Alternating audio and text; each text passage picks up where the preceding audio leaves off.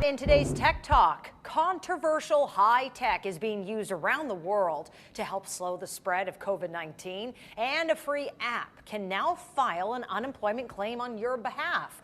Plus, details on apps that can help you make money during this pandemic. A lot of great topics today. Joining me via FaceTime, our tech expert, who I miss so much having right next to me, Jessica Naziri. Good to see you. Great to see you. Okay, so from apps to drones, you have different technology now being used around the world to stop the spread of COVID-19.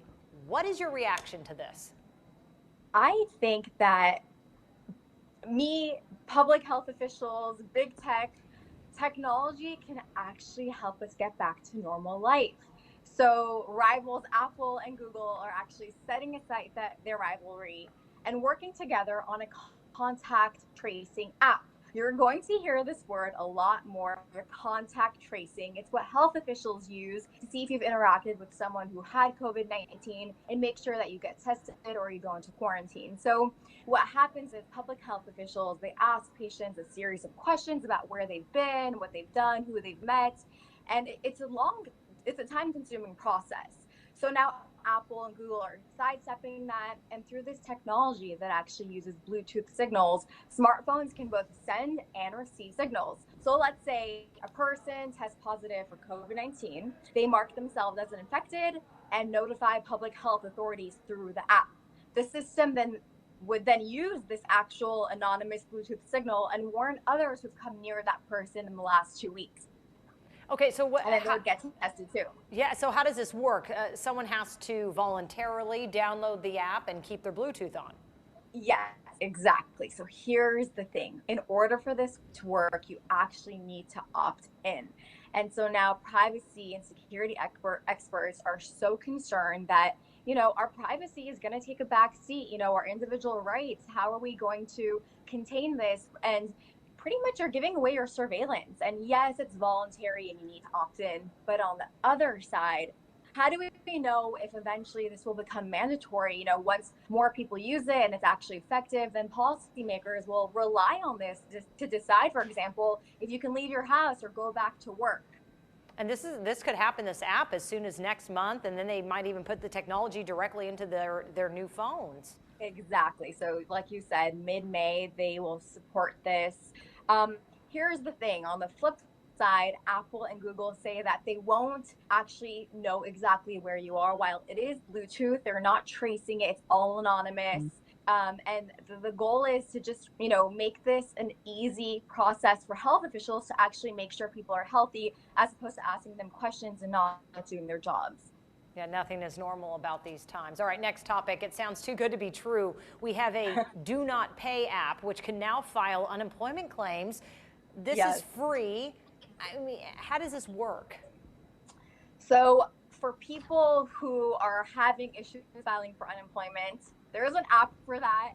Like you said, there's an app called Do Not Pay, and they do everything for you. Usually, the system takes so long, especially it's like a system that's stuck in the 1960s. So it's a headache. The lines are long. You can't figure out what to do online. What they do is through a chat bot, you actually answer a bunch of questions and they will mail it in for you. So what's interesting is they're using technology to get all the information, but then they're actually mailing it in, a paper application, and it just moves the process a lot faster. So filing won't be delayed, and this burden site will kind of be bypassed. Wow, I think a lot of people can use the help right now. That's pretty good. All right, what about the apps that are out there to help you make money during the coronavirus? How does that work? So coronavirus has assaulted all of our wallets, but really you can use this time to spring clean and actually make money. So I say go Marie Kondo on all the things you haven't used for a really long time. And one company that's actually allowing people to sell and one company that I really like is List Perfectly. It's a great tool for people who sell online, especially multi-channel sellers. So the way that it works is you cross-promote and cross-post products onto different marketplaces with just one click. So instead of posting them one by one, you subscribe one to List Perfectly and you post it onto Poshmark, eBay, Etsy, Depop, Tradesy, Mercari, Facebook Marketplace, all on one click. Another really great one that you can use is actually Survey Junkie, and you get paid to take surveys. Imagine that.